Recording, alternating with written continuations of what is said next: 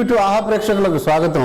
రాజమహేంద్రవరాన్ని పాలించే క్షేత్రపాలక స్వామి శ్రీ రుక్మిణి శ్రీ సత్యభామ సమేత శ్రీ వేణుగోపాల స్వామి దేవాలయంలో ఉన్నాను.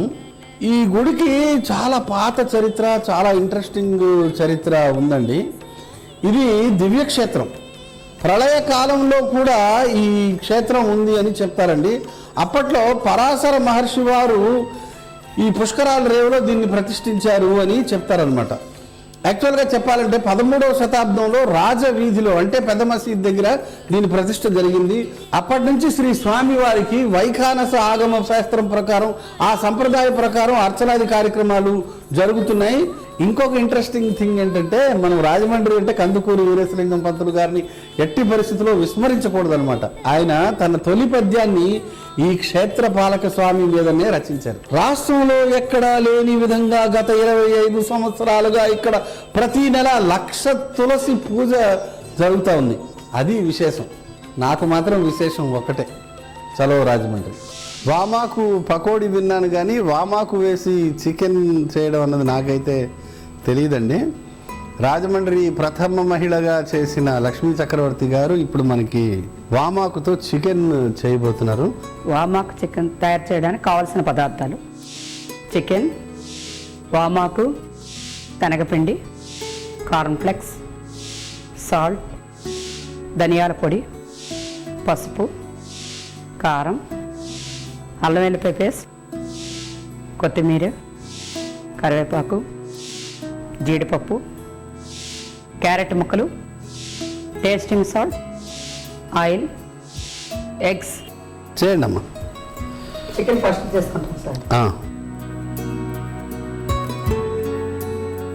నెక్స్ట్ కార్న్ ఫ్లోర్ పౌడర్ వేసుకుంటాం సార్. Corn flour.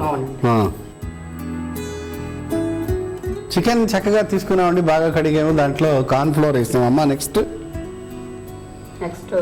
వామాకు వేసుకుంటాం. వండర్ఫుల్. నెక్స్ట్ శనగపిండి తీసుకుంటాం సార్.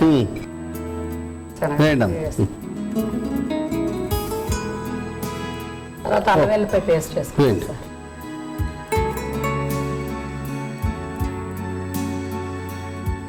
ధనియాల పొడి వేసుకుంటాం.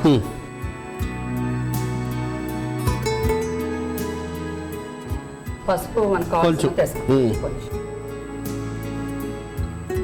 కారపొడి కొంచెం వేసేయండి అమ్మా.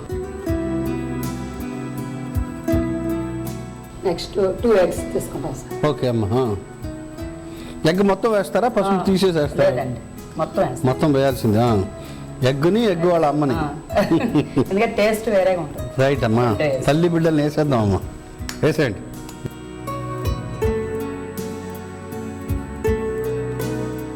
ఉప్పు, సాల్ట్ వేసుకోండి.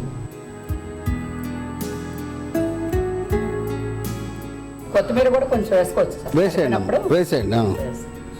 ఓకే. ఇదంతా కలిపి మనం ఎంతసేపు ఉంచాలమ్మా? మిశ్రమం కలిపేసి ఒక అరగంట నానబెట్టాలి సార్. ఓకే. తర్వాత మిగతా ప్రాసెస్ మొదలవుతుంది. ఓకే, రైట్ అమ్మా. చైనా సాల్ట్ కొంచెం వేస్తారు. వేయండి అమ్మా. ఇది మంచి రుచమ్మా.